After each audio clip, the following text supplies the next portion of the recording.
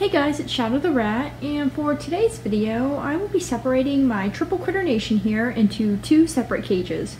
So right now you can see that it's just one cage. The rats can go from one unit to the other easily. They are completely open. They have nothing blocking them. However, I will be watching 3 male rats for a few days, and so because of that, I need to separate my cage off.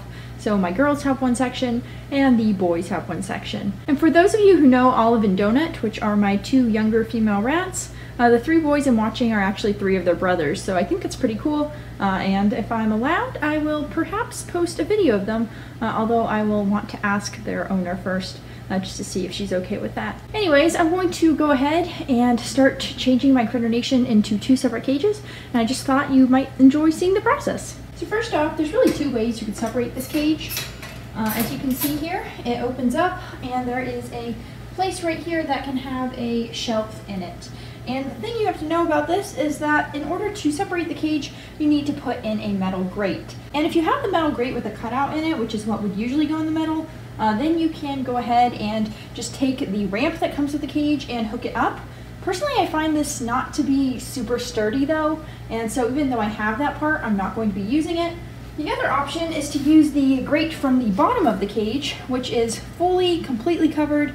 It's completely barred in, and it has these 1/2 inch bars, so there's no way for the rats to get through. And by the way, rats cannot make through the bars. That's a complete myth. The male cannot mount the female, and the male's bits are too small for that to work.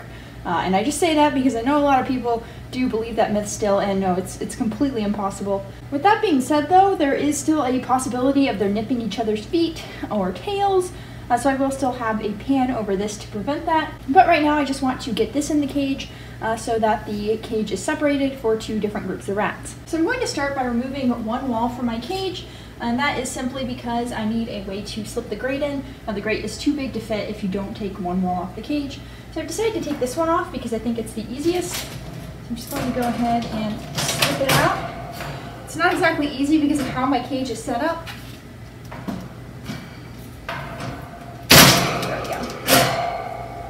I should be able to make it work.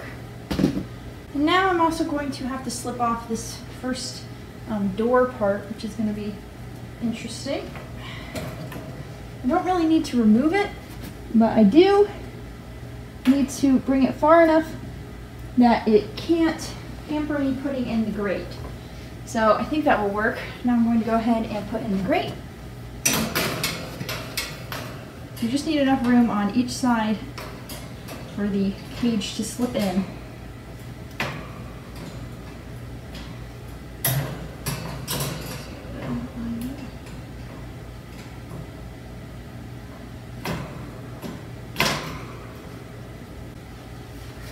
So now I have the basis, so now I need to go ahead and set this cage back on its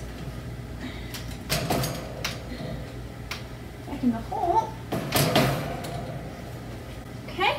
We need to match up the holes here.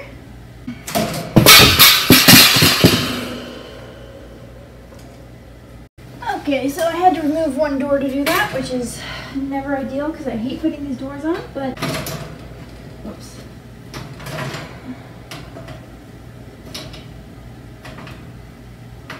There we go. Okay. So now I just have to add in this last piece here, which will again right in between. Make sure that's all good. Okay, so let's see how it looks. Okay, so the grate's fully in here, and now I just need to put in the pan. But first of all, let me show you what it looks like up close. So before I move on, I just wanted to show you what pieces I was connecting. So you can see there's these little pegs, and you get them into the holes, and that's how you connect the pieces. So again, peg and hole, and there's a bunch of them around the cage. But now I'm going to go ahead and set up the cage. Okay guys, so I went ahead and decorated the single critter nation part that the boys will be staying in. As you can see, it's completely its own little thing, and it has some cardboard walls to prevent the bedding from coming out because I used the normal critter nation pan. But with that being said, I was initially going to use the cement mixing tub. However, I decided against it because, well, first of all, my cement mixing tub is damaged. I had to cut off quite a bit to store it in the closet on the shelves that I wanted to put it on, and unfortunately now it doesn't fit the Critter Nation very well, so I didn't want to use it. And in addition to that, because it's cut, it's also more of a chewing liability, and I say that because when something is damaged, rats will want to chew it more, so now that it's damaged, it probably won't discourage them from chewing it up. And while they still won't be able to get to the girls because I put the grate in, I still don't want them to nip each other, so I just want to make sure that they stay separated with the barrier, not just the grate, but with also the pan barrier. So overall, I think it came out pretty well. This little Guardian cardboard thing that I made actually came out a lot better than I thought it would, and it was actually really easy to make. I didn't film it, but I basically just cut a bunch of cardboard to size and then duct taped it together with this Gorilla Tape, and then I put it in a circle around the cage, and I duct taped the sides. You can actually kind of see here, duct tape the side here.